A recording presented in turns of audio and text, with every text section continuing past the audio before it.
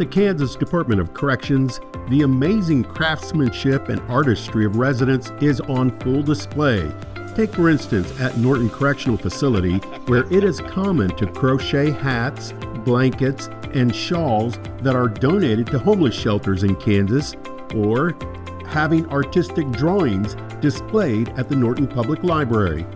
Elsewhere, at Ellsworth Correctional Facility, one resident molded Beetlejuice figurines from toilet paper, then painted them, while other residents crafted miniature wooden tractors and fire trucks down to the most intricate of details. And leftover parts from the bike shop only make for a playground for one's imagination. Look at the sea turtle. Such are the reasons why craft shops throughout KDOC are important, like this one at Oswego Correctional Facility. Activities is giving a guy something to do to fill up his day, but it's also allowing him to give back and being able to use their talents to give back to people who don't have things. One of the more popular activities is called plarning, or making plastic bags into yarn-like sections and weaving them into sleeping mats for the homeless. They usually have boxes, crates full of bags. We'll take them out, we'll shake them out, separate them like this, and we'll just make it like it just came from the store. And we'll get big stacks of them. And then we get to this part here to where we'll fold them over. And I cut about like that much off, because your bags could be not even if you even them out. So I'll cut that much and make sure that I got them clear. And then our scraps, we'll throw into a box here. And we'll cut right at the ends, and we'll cut right up under the handle. We'll grab the bags, we'll put them in stacks of 10, and we'll go, here's one.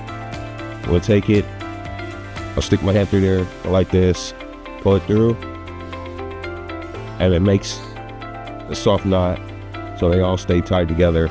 And when we get ready to go to the other process of it, we start weaving and looming.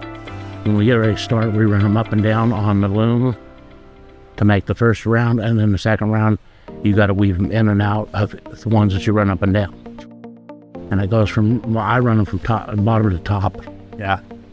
And then once I finish with the loom on the wall, I pull it all off and I go to the edges, all these edges that are down here, and I chain stitch all those together. Stacy Miner has been plarning less than 90 days and is already an expert. We just kind of mix it up a little bit, like sometimes they're just all plaid and then we like putting crosses in them. The last few I've done, I put a cross in it. You know, so many colors this way, and then put a divider in it and then more colors, and then when I get to the top and come down, it goes like a yellow across there, so there'll be a cross in it, because I know a lot of these go to a Christian organization. So I'm myself a Native American, but I look out for the people, you know what I mean? If it's a Christian people and they want something Christian, well, we're gonna give it to them. For many of these guys, helping the homeless is a labor of love. It actually feels good to be able to help people that have been in a position that I've been in. So, having been blessed, do you feel like this is a mat that's worthy of you sleeping on it? Yes. Have you slept on it? No, I have not. However, I've slept on nothing before, and this would be a lot better than sleeping on nothing.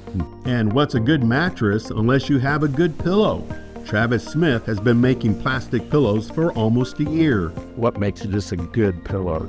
Because it's very soft. We're using the remnant pieces off the bags, the fabric materials from the sewing scrap stuff. We just mix them all together.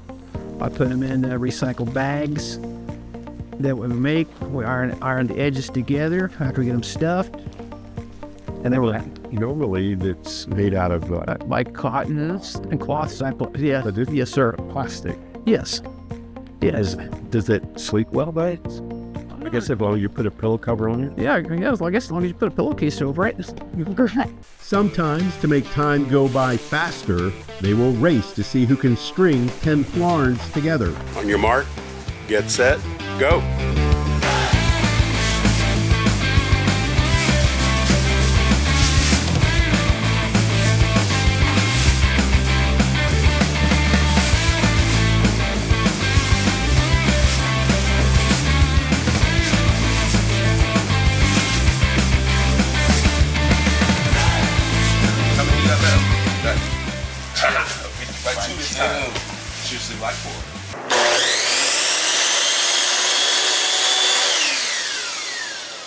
However, speed is not the name of the game with craftsmen like Amanio Lee.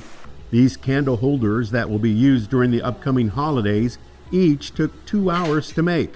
Lee was first given a picture as an idea of what design would be ideal. Then I just took my own design and just created it as I went and made one and see how it turned out, and she liked it, and then just signed me on to do 15 more of them. These two right here, we have a heat gun and I burnt them. Usually you do it with a torch, but we just have a heat gun, so that's what. And so that took the longest. That's the tedious part. whether it's using a heat gun or laser cutting stained glass windows for miniature houses, the skills learned here are handed down from one to another, making it an informal vocational training program, skills they can carry for a lifetime. When I get out, I want to, like I do a little leather work, I can incorporate a lot of this. I want to have a garage so I can just enjoy myself. And like I said, this is soothing and relaxing. Perhaps the best part of this program is the trust built between resident on the inside with community members on the outside. It's a win-win. I love it. I love partnering with them. Tess Watson is a social worker who founded this nonprofit in Columbus, Kansas that gives donated beds and bedding to children in need in surrounding communities, with many of the donations coming from the guys at Oswego who are also part of the reentry program called Reaching Out From Within. Like, they have made these bags for the girls, makeup bags. How cute that is. Big ones, small ones, Kleenex holders, pillowcases. And check this out. It's a nice touch. And what the guys specialize in most are pillows and quilts. And again, the detail, it's just unbelievable. The stuff, we've given out a lot of it, but they even make like pillows that are shaped as animals. It's pretty cool. We have a Facebook group and we show every time that we get like our inventory from them, we show what we got, from them. And we always let them know, hey, this has been made from our friends over at Oswego. And some of the sewing ladies are like, are you kidding me? Like, they're doing a great job, and they do a good job. They have so much pride. Like I said, creativity. While helping to unload some beds into the store recently, the guys also presented Tess with a quilt that bears the name and logo of her organization. So we were just like, they even got our giraffe on here, like the smallest detail that means so much to us. Yeah, this is supposed to be given to a child, but I've already said it's never going to be given to a child.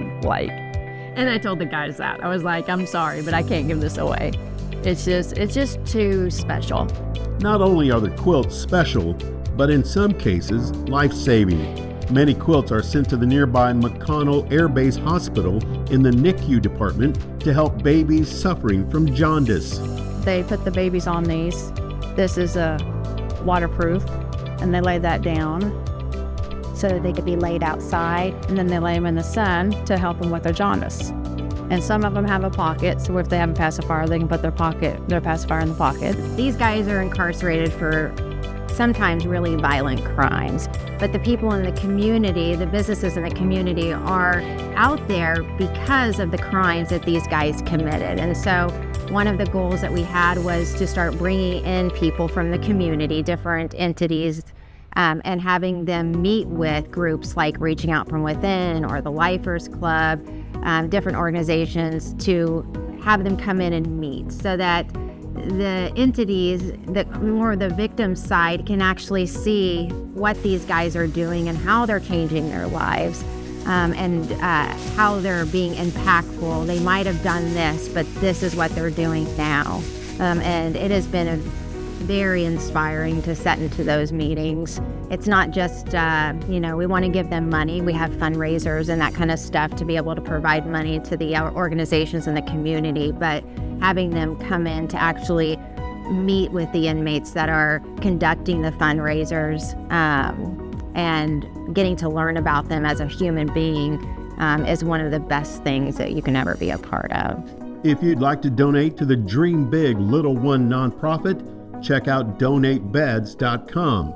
And if you'd like to donate to Reaching Out From Within, check out rofw.org/donate.